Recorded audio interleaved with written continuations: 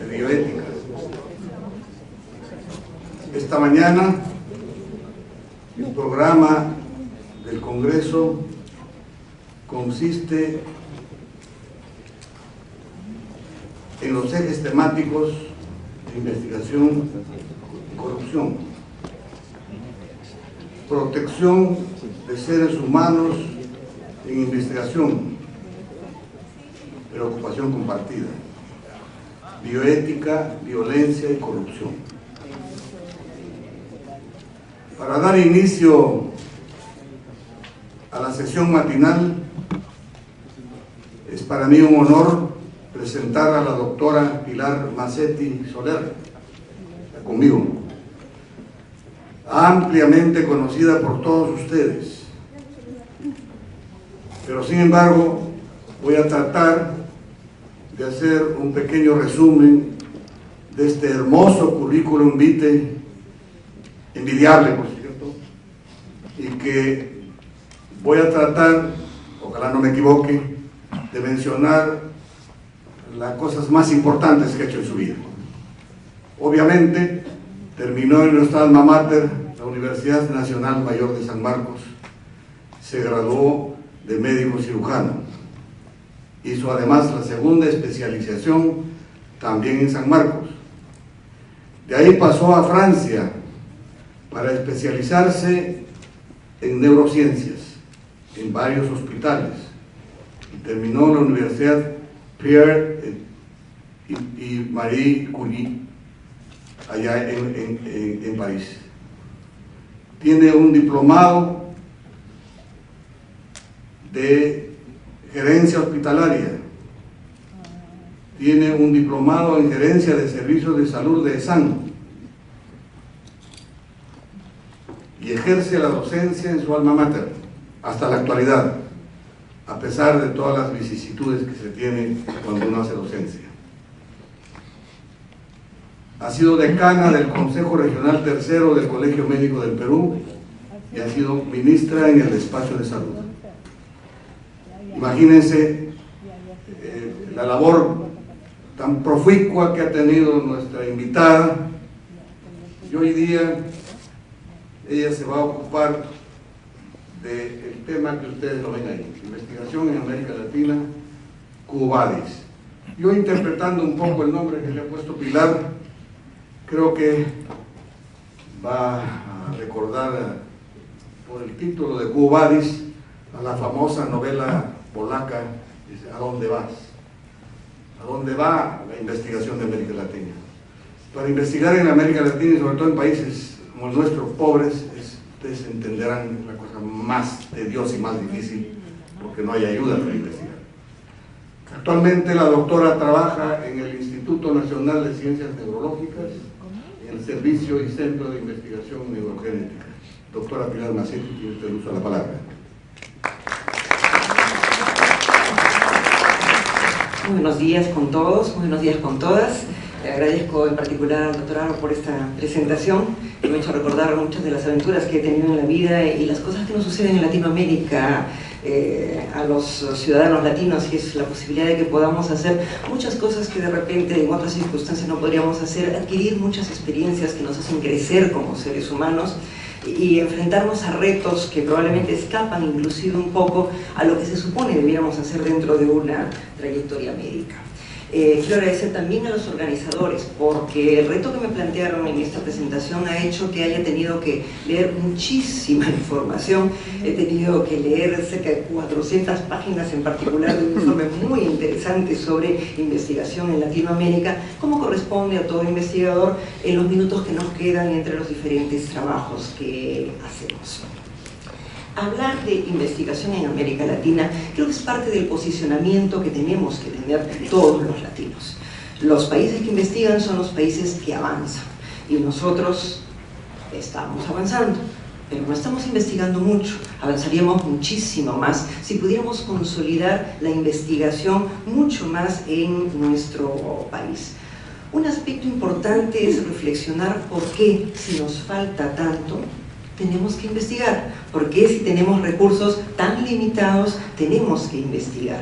Y es justamente porque nos faltan muchas cosas y porque los recursos son limitados y porque nuestro país está creciendo y lo que está llegando tenemos que usarlo con mucha precaución, con mucha justicia para que todo logre llegar a los lugares más alejados de nuestro país, es que nosotros tenemos que investigar. Recordemos que cuando investigamos vamos a tener un incremento en el conocimiento por el conocimiento puro, por el espíritu que tenemos los seres humanos de buscar, de saber por qué, de informarnos. Hasta allí solamente el aspecto de enriquecer nuestro conocimiento. Pero el conocimiento de un individuo también enriquece a toda la sociedad, no solamente el individuo, de tal manera que mientras más individuos con información existamos, la sociedad también va a estar más informada. Entonces no es solamente la satisfacción del investigador, es lo que la presencia del investigador que se desarrolla y crece significa para nuestra sociedad. Igualmente, a través de la investigación vamos a lograr ponernos al día y vamos a poder compartir. Muchas veces la gente que investiga sabe muchas cosas de avanzada que ocurren en el resto del mundo y es el vehículo que permite transferir esta información a las familias, y disculpen que me refiero a las familias, pero como trabajo en neurogenética hablo sobre todo en función de familias, no de grupos de personas, a las familias, a las personas con las cuales interactuamos. Entonces el investigador es además un vehículo que permite transferir información. Por otro lado, acostumbramos a hacer las cosas en forma reactiva en Latinoamérica. Algo pasa y todos salimos corriendo. A través de la investigación podemos nosotros difundir una forma distinta de hacer las cosas, basada en la reflexión, en las experiencias previas, de tal manera que podamos nosotros estructurarnos como grupo humano hacia un pensamiento ordenado, hacia un desarrollo de la forma de tomar decisiones mucho más ordenado y no solamente como una reacción frente al último terremoto o la última epidemia que tuvimos nosotros. Igualmente, la investigación nos permite tomar decisiones que estén adaptadas a lo que es nuestro. Afortunadamente, los latinos somos una población multidiversa.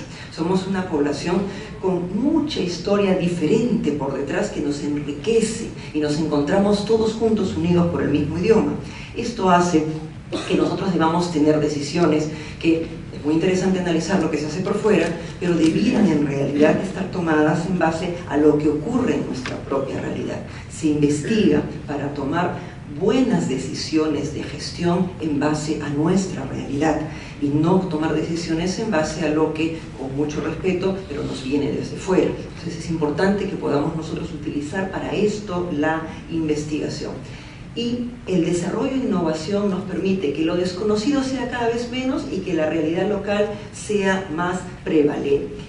Y esto nos lleva al hecho de que es muy importante para todo este desarrollo e innovación que podamos nosotros tener a través del proceso de investigación cada vez mayor cantidad de investigadores e investigaciones, no solamente por el placer de investigar, sino por el placer de ser parte del cambio, de las propuestas que a través de la investigación tenemos nosotros que dar. Y no solamente investigación por la investigación, que es muy respetable y es un gran placer para el espíritu, pero en particular nuestro país nos exige propuestas que nos permitan realizar cambios. En América Latina sí se hace investigación y la investigación está en franco crecimiento, evidentemente en las últimas décadas. Esto hace que tengamos que tener en cuenta siempre el componente de realidad, que pongamos los pies en la tierra y vamos nosotros a encontrar acá inversión en ciencia y tecnología en los diferentes países que hablan español. Y miremos cómo nos encontramos nosotros con un registro de nuestro PBI invertido en ciencia y tecnología todavía muy bajo. En los últimos años se ha incrementado, pero todavía es sumamente bajo. Igualmente, aquellos países que más adelante vamos a ver publican más, tienen mayor cantidad de patentes y demás, dentro de estas dificultades económicas que aún tenemos, son aquellos países que evidentemente en sus limitaciones presupuestales han invertido mucho más en generar un conocimiento local y generar posteriormente propuestas en base a esa información local.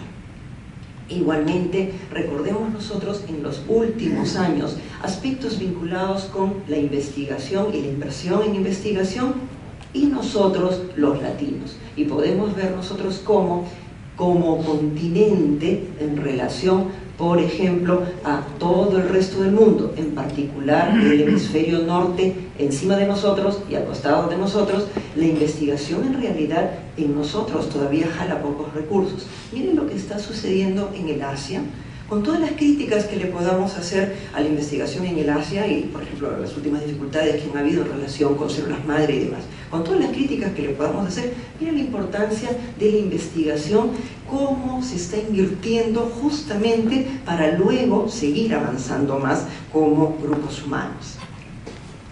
Ahora, en Latinoamérica, en general en todos nuestros países, ¿de dónde viene el financiamiento que avala el hecho de que podamos seguir desarrollando investigación? Observemos nosotros el componente de financiamiento desde el gobierno y vamos a ir viendo cómo la inversión desde el gobierno es bastante importante y la investigación desde las empresas también es bastante importante. La investigación desde las universidades en nuestros países tiene mucho menos financiamiento. ¿Por qué? Porque el presupuesto, así como nuestro presupuesto en educación universitaria es rangalido, también es rangalido en otros países de Latinoamérica. Entonces miren la investigación desde el Estado y desde las empresas. Y en el lado derecho de la lámina veamos la capacidad de ejecutar estas investigaciones. Tenemos muchas dificultades económicas en investigación desde la universidad, pero miren, no estamos mal en ejecución. Y esto es un aspecto importante. En cambio, toda la inversión que hacemos desde el Estado está un poco relegada desde el punto de vista de la investigación. La ejecución está por debajo, intermedia de las universidades y bastante eficientes de las empresas. Entonces, tenemos una limitación, discúlpenme la expresión, intelectual para ejecutar desde el Estado. Tenemos una concepción que creo que ya arrastramos desde que ingresamos a trabajar para el Estado, de que el Estado es ineficiente, que el Estado no puede ser competitivo, que el Estado no tiene que tomar decisiones de gestión como se toman en una empresa. Y en realidad, así trabajemos en salud, la gestión es la gestión.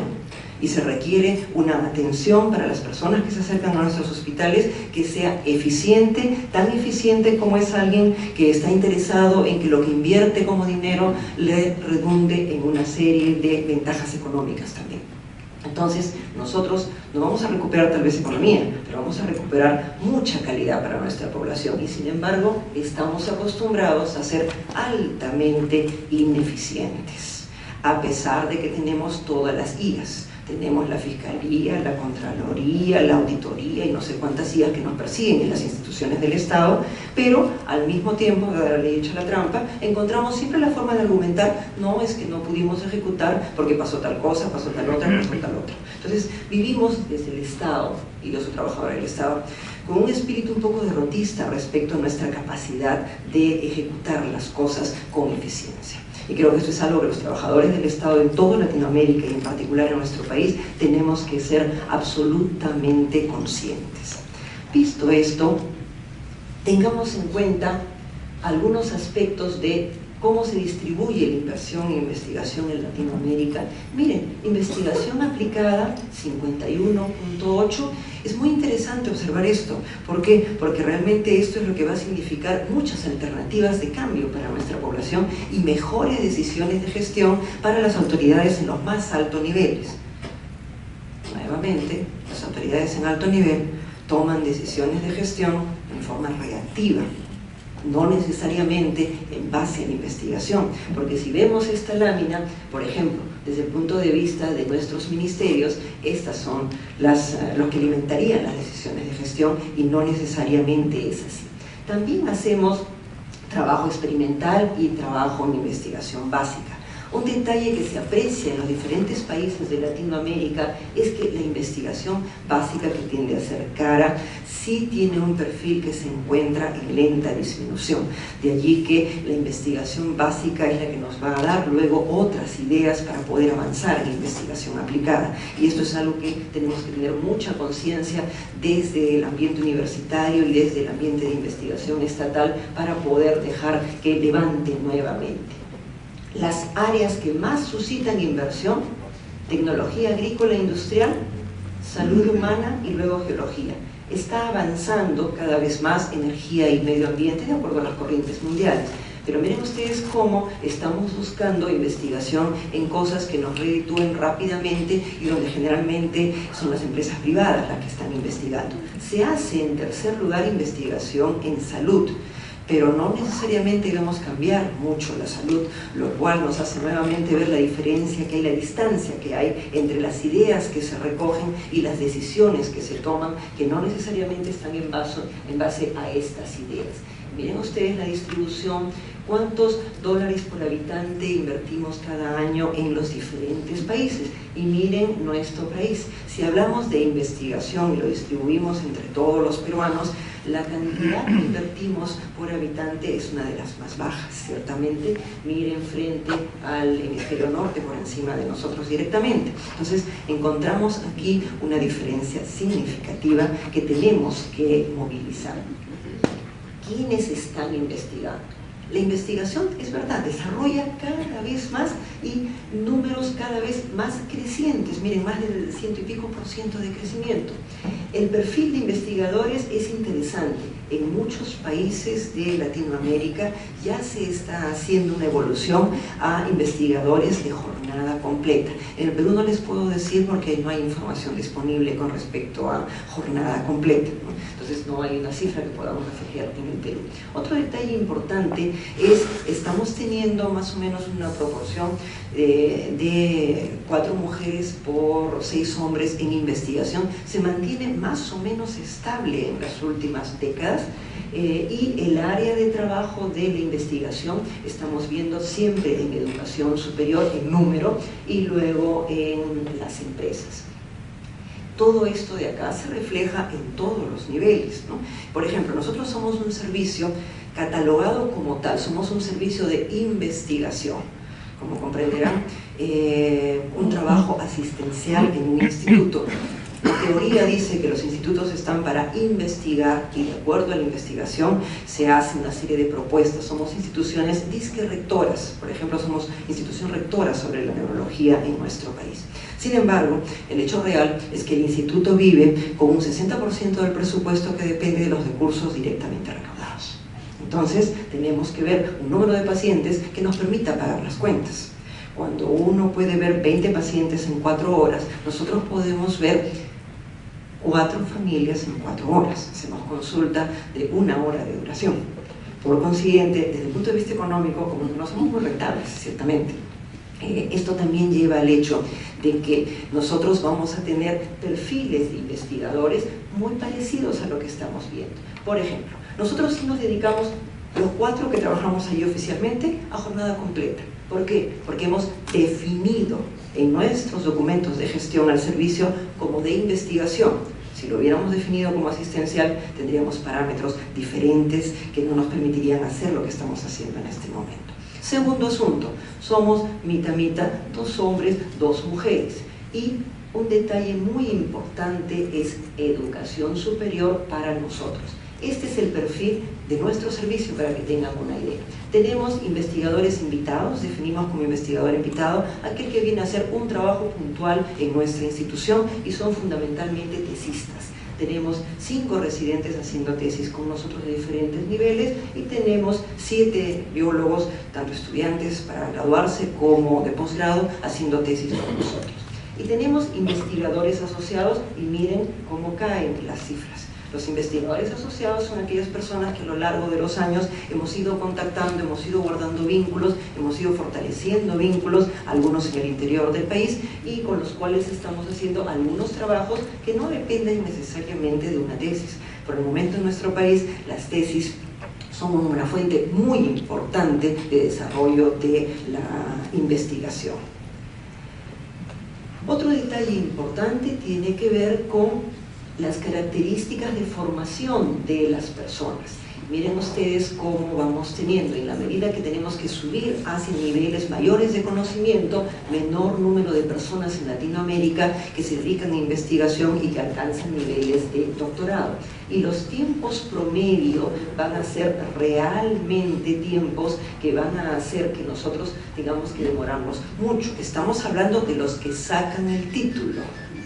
No estamos hablando de todas las personas que hacemos una formación y no necesariamente tenemos el título, ¿no? Porque uno llega con mucha emoción, y como en la época en que he tenido algunos cargos, he participado en un montón de ceremonias de término de la maestría, del doctorado, de no sé qué, no sé cuántos, pero de allí al título hay una gran distancia, porque tan pronto termina la maestría, por ejemplo, en una institución pública, la persona tiene que regresar exactamente al horario que tenía antes.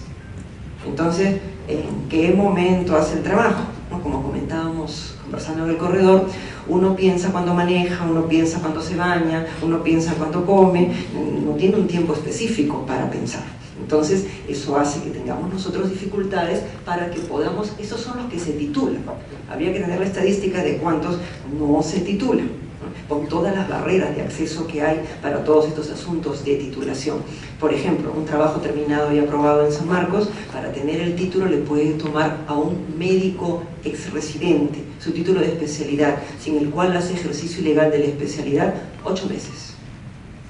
¿Okay? Lo cual es un tiempo espantoso y hace que realmente nos metamos en problemas, porque esa persona puede ser denunciada en cualquier momento por ejercicio ilegal de la especialidad. Otro asunto interesante es las publicaciones, porque lo que yo hago me hace feliz, pero lo que publico sirve. Entonces, ser feliz es una parte, pero que sirva es una parte más importante todavía. De tal manera que la publicación es otro aspecto importante. Miren ustedes los países de acuerdo al número de publicaciones que van a tener. Nosotros estamos en este rango y nos encontramos por aquí. O sea, estamos a mitad de camino. Pero en realidad, miren quiénes están aquí, los países que se encuentran aquí, y cómo estos países van a tener niveles muy altos de publicación. En nuestro país todavía la publicación es algo así como el parto de los montes. Aquí tenemos las estadísticas de publicación de los diferentes países y las áreas que estamos teniendo en Latinoamérica. Miren cómo en publicaciones, medicina y ciencias biológicas y agricultura están a la cabeza. Entonces, mal que bien, a pesar de las dificultades, los que estamos aquí somos los que más publicamos. Y esto es un aspecto muy interesante que debe darnos esperanza. Y miren ustedes en cuanto al porcentaje de publicaciones y teniendo en cuenta los diferentes países. Entonces, ¿dónde estamos? No estamos más abajo seguramente. Tengo la firme esperanza de que estemos más abajo. A pesar de todas estas cosas, estamos nosotros teniendo todo un asunto de desarrollo de investigación. Perdón, me olvidaba mencionarles el detalle de arriba. Esto es de nuestro servicio, ¿no? Entonces, para que tengan una idea, ¿cuántas cosas tenemos nosotros desarrollándose proyectos? Tenemos 32 proyectos que por ahí van caminando por algún lado. Aquellos que se están ejecutando entre nosotros en asociación con alguien, 16. Aquellos que han significado un póster y aquellos que han significado una publicación. Entonces, miren cómo va el flujo de información hasta el momento en que llegamos a la publicación. Entonces, tenemos una serie de pósters. Por ejemplo, en este momento tenemos 3 pósters que hemos presentado, que hemos recibido una serie de comentarios muy interesantes en la Academia Americana de Genética, en el Congreso Mundial de Huntington, y que quisiéramos podernos sentar a escribir el trabajo. Tendremos que esperar al 8 de octubre, que es feriado, ¿no? Para ver si podemos sentarnos a escribirlo, porque la mayoría de nosotros inclusive trabajamos a veces el domingo. Entonces, miren ustedes la dificultad y cómo tenemos un trasvase que es muy lento, y la gran dificultad que tenemos nosotros para la publicación. Estamos hablando de publicaciones que se efectúan en revistas con comité editorial, revistas indizadas. No estamos colocando aquí las publicaciones que podemos hacer algunas veces en alguna revista nacional simplemente para ayudar a la difusión o para que la revista no se pierda, que no está, por ejemplo, indizada, como la revista de la sociedad a la cual yo pertenezco, la Sociedad de Neurología, que no está indizada. Entonces, contribuimos, pero aquí solamente ponemos lo que está indizado y lo que se puede encontrar después cuando hacemos una búsqueda, ¿no? Entonces, miren este trasvase tan lento de información. Igualmente, a pesar de todas estas cosas, estamos en desarrollo en Latinoamérica. El financiamiento está creciendo y a pesar de que tenemos nosotros muy importantes barreras para acceder al financiamiento y una estructuración simplemente no progresiva, o sea, sale un financiamiento y cualquiera se puede presentar, no hay una priorización, por ejemplo, para aquellos que nunca han recibido un financiamiento, para aquellos que por primera vez buscan un financiamiento. Tienen que competir por igual el investigador junior que hace su trabajito con mucha ilusión y luego se enfrenta a un monstruo que tiene 7, 8, 10 publicaciones en nuestro país. No hay un espacio para el investigador joven que recién comienza. Todos tenemos que competir y ya depende un poco de a quién conozca uno, a quién pueda llamar o la gracia que le haga el trabajo, no verdaderamente las razones que quisiéramos para poder acceder al financiamiento. Por otro lado, el Internet ha ayudado muchísimo y ha permitido acceder con más facilidad al financiamiento, pero aún con todo siguen existiendo algunas barreras, porque uno ve publicado una cosa en Internet y cuando llega con su expediente le dicen, ah, pero no ha visto donde dice que también tiene que traer este papelito, el otro papelito y todo lo demás, y todos nos regresamos con nuestro expediente y por supuesto siempre vamos faltando 5 minutos para que cierre la ventanilla. Entonces, si algo nos falta, estamos muertos. Recordemos entonces que hay una serie de barreras de tipo administrativo para el acceso, barreras para graduar la disponibilidad de financiamiento, que hace que no todo el mundo pueda competir exactamente en las mismas condiciones. Igualmente, un aspecto muy importante es el desarrollo de políticas nacionales. Las políticas nacionales ordenan nuestro pensamiento, ordenan nuestras prioridades y hacen que todos busquemos información en el nivel que nos corresponde y en el área que nos corresponde. De ahí que las políticas nacionales son muy importantes. Ha habido ya un primer esfuerzo en nuestro país desde el Instituto Nacional de Salud para desarrollar un primer abordaje a las políticas nacionales, pero aparte de tener un documento de ese tipo, necesitamos detrás una estructuración que nos permita, dentro de cada una de esas políticas, generar áreas que la gente pueda irse acoplando y este desarrollo todavía es muy lento. La heterogeneidad de la investigación es muy importante y en esto quiero mencionarles también una evolución que es parte de nuestra experiencia de vida. Cuando recién comenzamos estas cosas de la investigación en neurogenética, venía un paciente y porque estábamos motivados, eso investigábamos. Venía un colega y nos decía, vamos a ver tal cosa, eso investigábamos. Venía un residente y nos decía, miren que quiero hacer una tesis y ya tengo 10 historias de esto y vamos a investigar esto. Entonces, la investigación al principio era un asunto de oportunidad. ¿Eso qué significaba? Que si alguien quería, si no teníamos ninguna investigación ese año más o menos que valiera la pena, y alguien me tocaba la puerta y me decía, ¿sabe qué? Que quiero investigar las reacciones a los antipsicóticos en los pacientes con la enfermedad de Huntington, tenía yo que dedicarme a la meno deporte como jefa disque, a leerme todo lo que podía sobre el asunto, un montón de horas de trabajo mío, para poder luego orientar a esa persona con lo que había leído. Entonces eso hace que al principio uno va como puede, pero luego nos sentamos, pensamos y desarrollamos en el servicio nuestras líneas de investigación y decidimos a dónde queríamos ir, dónde estábamos, a dónde queríamos ir y qué cosa más teníamos que saber para poder llegar donde queríamos. Y esto determinó que, gracias al desarrollo de las líneas de investigación, nos tocaban la puerta y le decíamos, adelante, esto es lo que tenemos en cartera, ¿qué área le interesa? Dentro de esta área, ¿qué cosa quiere hacer usted? Y en este momento estamos construyendo, gracias a nuestros tesitas, la epidemiología genética de las ataxias dominantes en el Perú, que esperamos en unos 3-4 años podamos hacer un mapa de las ataxias dominantes en nuestro país. Y esto es gracias a nuestros tesistas. Y tenemos los SCA Boys y las SCA Girls, ¿no? SCA es la abreviatura en inglés de atrofia espinocerebelosa. Entonces hay SCA 1, 2, 3 hasta el 42. Y como tenemos varias jovencitas y varios jovencitos, son las SCA Girls y las SCA Boys, ¿no? Y ellos mismos se ríen y se dan cuenta que en realidad los que están ahí sentados, esos jovencitos, van a ser los reyes de las ataxias dominantes. En el futuro van a ser los que más saben y van a guiar a nuestro país respecto a cómo abordar a un paciente con las ataxias dominantes, para que no hagamos un montón de cosas innecesarias y vamos en orden estadístico, que es lo que primero vamos a poder encontrar, lo segundo, lo tercero y cuáles son los riesgos para cada una de esas familias. Entonces, Para nosotros ha sido fascinante crear las líneas de investigación de acuerdo a todos y poder así orientar nuestra investigación, y en unos 4 o 5 años vamos a tener una información muy interesante gracias a todos los jóvenes que trabajan con nosotros. Esto ha hecho entonces que toda la heterogeneidad que nosotros teníamos ya se va ordenando dentro de nuestra misma área. Igualmente, hay una disociación muy importante entre la teoría y la práctica, ¿verdad? Por ejemplo, tenemos normas sobre los bancos, en particular, en el caso que a mí me compete, banco de ADN. Entonces, de pronto un día sale la norma y encontramos una serie de cosas que es virtualmente imposible cumplir. O sea, no hay forma.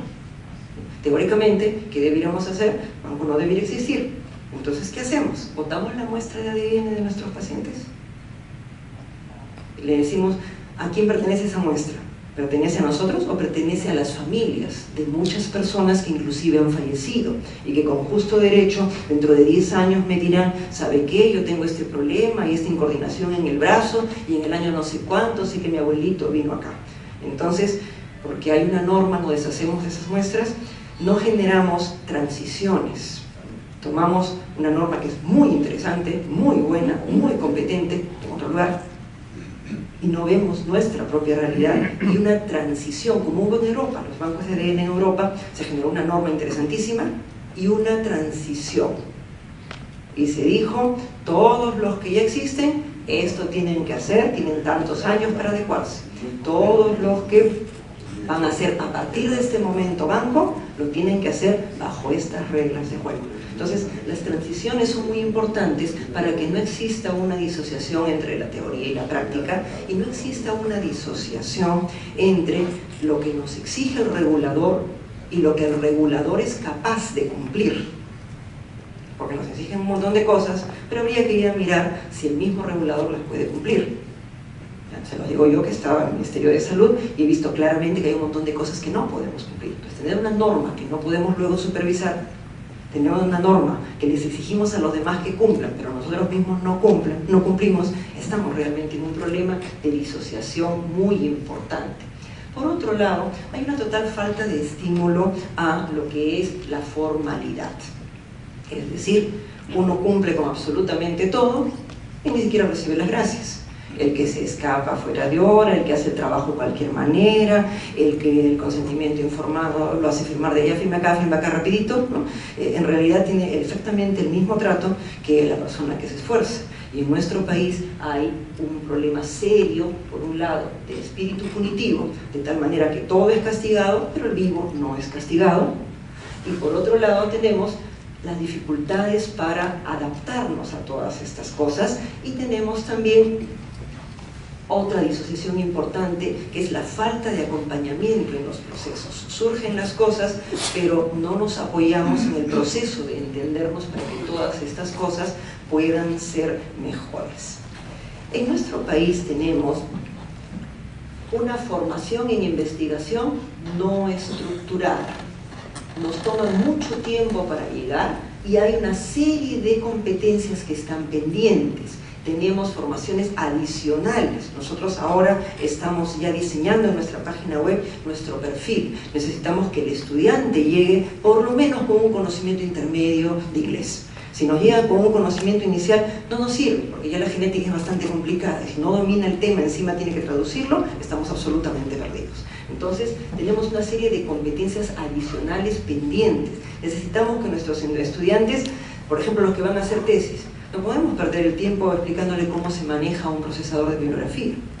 Ahora tenemos que hacerlo, pero lo ideal sería que en el futuro el tesista venga ya sabiendo manejar un procesador de bibliografía. Ahora tenemos que enseñarles a todos los residentes cómo se maneja el Zotero, el EndNote y todo lo demás. Entonces hay una serie de competencias importantes. El otro aspecto importante es la forma en que nos dirigimos a los pacientes, desde el punto de vista de la forma de hablar de nosotros los médicos.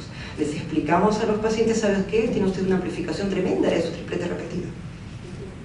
veces el paciente nos mira, a veces hasta los colegas nos miran y no saben absolutamente qué quiere decir eso.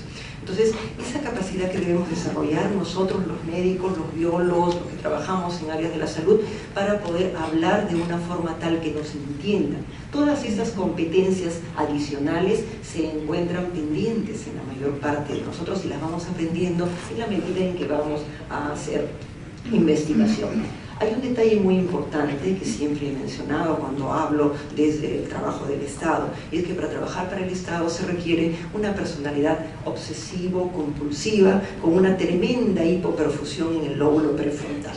De tal manera que si uno no tiene esas características, es difícil sobrevivir en el caos que tenemos en la administración pública. Un último aspecto que quiero mencionar es la gran disociación que hay entre la vocación del investigador e inclusive cómo lo miran. Todo el mundo dice, haz investigación, ¿no? Y el respaldo de las instituciones y por supuesto la remuneración. Porque para poder reflexionar y reflexionar a alto nivel, uno tiene que tener esa estructura lateral en el pantalón o la falda con cierta tranquilidad. Porque si esa estructura está en angustias, hace espasmo y nos duele, difícilmente las personas van a poder dedicarse a pensar. Mucho menos van a poder acceder a ciertas cosas como por ejemplo una computadora que puedan trasladar a todas partes y se puedan sentar con la familia en la casa con la computadora en las piernas. Entonces recordemos la trascendencia de esta disociación. Últimamente la valoración social está subiendo, cada vez la gente que hace investigación es mejor vista por la sociedad y dicen, ese doctor sí, ese doctor investiga, ¿no? Pero el respaldo que tenemos es tremendo. Entonces resulta que si uno va a hacer su maestría en algo que complementa, ¿no? Tiene que devolver las horas y no se le perdona ni media hora siquiera, ¿no? Y eso le persigue durante 2 años y pico, ¿no? Y uno tiene que estar llenando 20.000 documentos, eso va a enriquecer el trabajo, no lo paga la institución, lo paga uno, no hay ningún respaldo en ese sentido y no hay un tiempo para que uno luego pueda ejecutar todas estas cosas. Otra de las disociaciones que nos llevan a dificultades. Reconozco humildemente que la idea detrás de esta lámina es de mi maestro, el doctor Juan Altamirano del Pozo, que desde que yo era chiquitita, en el año 78, que empecé a ir a ciencias neurológicas cuando era alumna, porque como saben, San Marcos en esa época tenía tantas huelgas que yo he tenido tiempo de ser neuróloga primero y médico después. Entonces, hay un detalle que me enseñó siempre el doctor Altamirano y que me hizo ver que uno tenía que organizarse, inclusive para sobrevivir económicamente. Y es que aquí está el investigador. Entonces, ¿qué hace el investigador? Por supuesto, tiene una actividad asistencial que tiene que cumplir, número de consultas, visitas, etcétera, etcétera. Tiene una actividad docente muy importante y tiene una actividad administrativa. Pero aparte de estas 3 actividades, el investigador tiene actividades de tipo sobrevida. O sea, sale a las 2, a las 3 tiene que estar en otro sitio y tiene que trabajar todo lo que pueda para que luego no tenga espasmos en algunas partes de su organismo. Entonces, los investigadores tenemos tantas actividades. ¿Cuándo investigamos? En realidad investigamos cuando podemos, ¿cierto? Cuando podemos. Y lo ideal sería que algunas personas por lo menos puedan considerar la investigación como la labor principal si realmente desde arriba se considera que la investigación es la fuente principal para las decisiones adaptadas a la realidad local, para revisar nuestras decisiones y corregirlas porque el resultado no fue exactamente el que nosotros quisiéramos. Algunas cosas que son interesantes. Aquí hay algunas cosas que he escuchado desde mis amigos de los comités de ética, desde mis amigos que se dedican a investigación. La investigación evidentemente es imprescindible, es parte estructural de todo trabajo. Los investigadores nunca se ponen en el lugar de las personas. Además, se demoran no sé cuánto tiempo en responder 5 o 6 preguntas que le hemos hecho. Y la clásica, por supuesto, bueno, miran la pila de expedientes y a qué hora vamos a poder hacer todo esto. ¿Y quién lo va a escribir? ¿Y dónde lo vamos a guardar? ¿Y quién se lo va a entregar? ¿Y quién va a recibir los documentos? ¿Verdad? La clásica de todos los sufridos comités de ética. Y desde los investigadores, otra vez el comité que me sale con alguna cosa de estas, ¿no? El componente más importante tal vez es Ya me he puesto 6 meses por poner, ¿no? Pero por supuesto son 8 meses, llevo 1 año y no sale, qué sufrimiento, ¿no? Y esta cosa que me están preguntando, ¿cómo se les ocurre? No tiene lógica, no saben. Evidentemente hay una distancia, también una disociación entre los integrantes del comité de ética y los integrantes de los equipos de investigación, y esta disociación es la que, gracias a este tipo de reuniones, cada vez va mejorando más. Por ejemplo, en los últimos 3 años nosotros hemos tenido un intercambio con los 2 comités de ética que nos ha tocado en el instituto muy interesante, hasta la posibilidad de reunirnos y explicar verbalmente, o de, independientemente de los trabajos, explicar ciertas cosas como las dificultades que tenemos por las cuales no entregamos el diagnóstico molecular al médico, sino que nosotros entregamos el diagnóstico molecular para explicarle a la persona qué significa eso y que no hayan errores de comprensión. Entonces es muy importante que esta disociación se aporte con un acercamiento que verdaderamente sea activo y que sea con un aprendizaje conjunto, con muchas guías. Por ejemplo, el americano tiene guías muy interesantes sobre el diseño del consentimiento informado, las reuniones conjuntas, y pasar de este espíritu, vamos a ver qué están haciendo mal, al espíritu de vamos a ver cómo hacemos que las cosas estén mucho mejor. Finalmente, ¿qué barreras tenemos de todo esto, y en particular en nuestro Perú?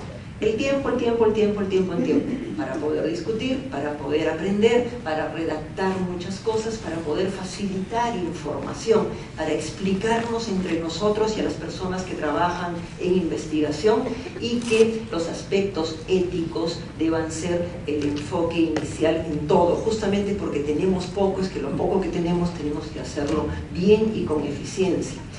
Tenemos barreras en la dificultad para acceder a la administración, a los recursos físicos, al trabajo conjunto desde varias disciplinas y a establecer una concordancia para la regulación. Creo que hay algunas barreras que pueden solucionarse con formaciones de base.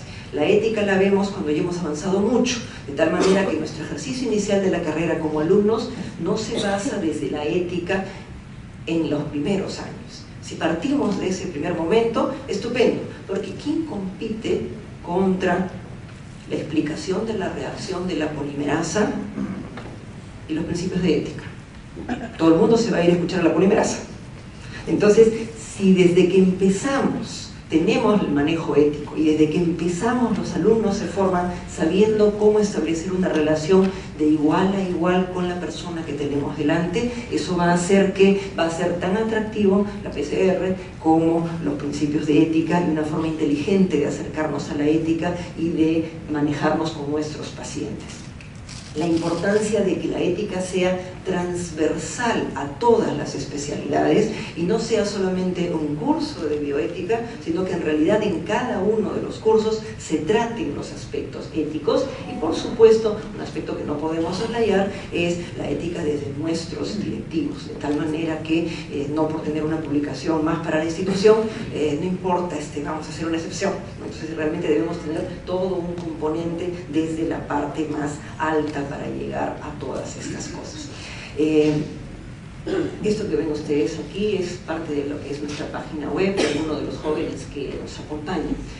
Por ejemplo, para poder colocar información para nuestras familias, porque primero hicimos toda la información de la estructuración del servicio. Miren que para poder colocar información para nuestras familias hemos tenido que recurrir a nuestros estudiantes que se sienten a pensar y escribir. Ni tiempo hemos tenido para poderlo hacer nosotros mismos, solamente lo hemos podido revisar. ¿Por qué?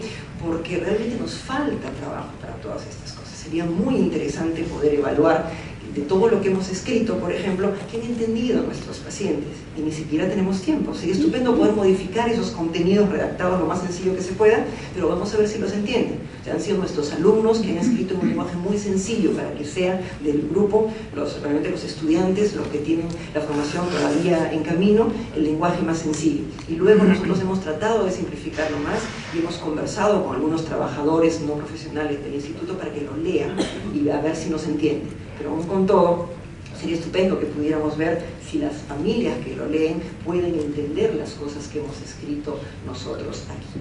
En realidad, cada vez estamos avanzando más. Yo, como soy una optimista crónica a pesar de todo, a pesar de los líos de la universidad, a pesar de los líos del Estado, a pesar de todo lo que nos pasa en el país, soy una optimista crónica y siempre he creído que vamos a salir adelante y que siempre hay posibilidad de hacer alguna cosa mejor todavía. Porque me parece que sí, todos juntos somos capaces de avanzar haciendo que los principios de ética sean parte de nuestra estructura vital. O sea, si nosotros vivimos en base a esos principios, eso hace que nuestro actuar sea realmente un actuar desde la ética. Cuando nosotros tenemos que aprender la ética y empezar a cambiar, ya vamos perdiendo una parte. Es bueno, es excelente y reclutamos más gente, pero lo ideal sería que la ética sea algo que llegue a nosotros desde el inicio y que todos los estudiantes se formen desde ese momento en que empiezan a entrar a la universidad y sentirse cómodos en el ambiente de la ética y no un ambiente que sientan que los restringe, que realmente les limita la investigación. La aproximación entre los investigadores y los comités de ética creo que es probablemente el aspecto más importante que nos va a permitir avanzar a lo largo del desarrollo de nuestra América Latina y en particular del desarrollo de nuestro país. Muchísimas gracias. Muchas gracias, doctora Mazzotti.